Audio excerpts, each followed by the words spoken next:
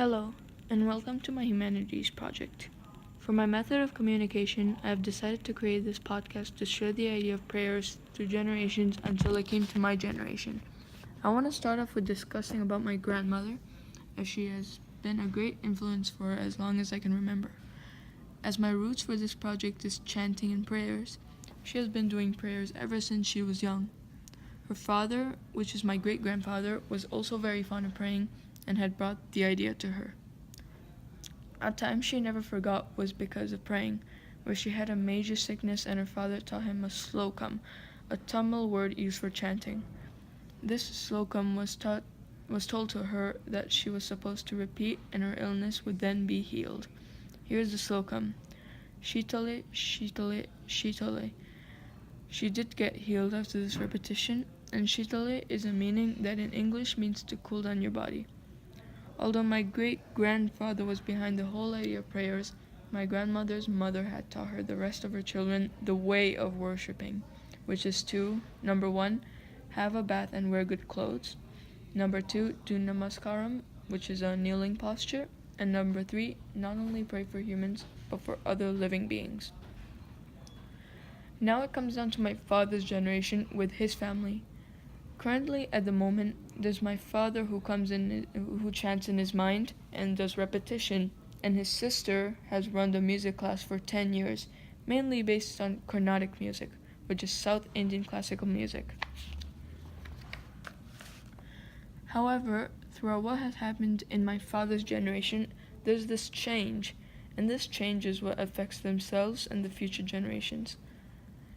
It affects on how you talk, how you act, and most importantly, what your identity is like.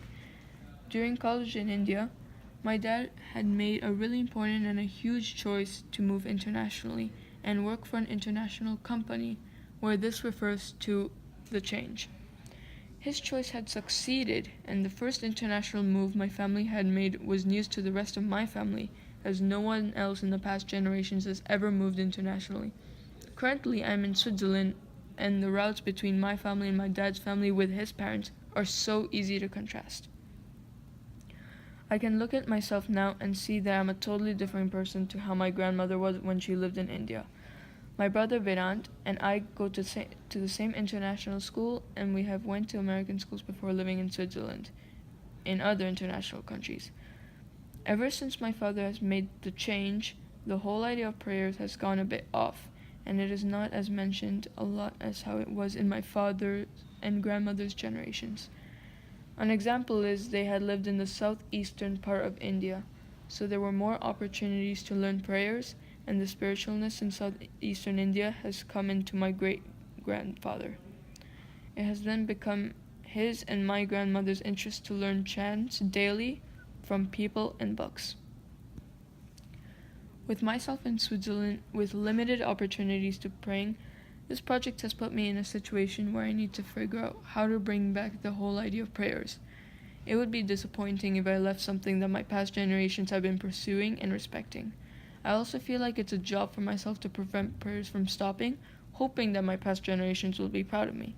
See, what praying does is that it creates vibrations in the air, it creates calm for the mind, and it has some physical impact on the body, like a natural exercise. That is why every time I go to the south of India to visit my grandmother, I sit by her, facing the cabinet of pictures of gods and prayer books. This is not entirely a connection which we both deeply have in common in prayers, but it's a connection where we spend time together and learn each other's identity over time. Overall, having the passion of staying in track of prayers has really added up to my identity. The thought of it had come to me when I was younger, and I can thank this project for helping me remember that. I have always been fond of staying around my grandmother, and if that's the case, I can always be a citizen of a country and at the same time remember the whole idea of prayers.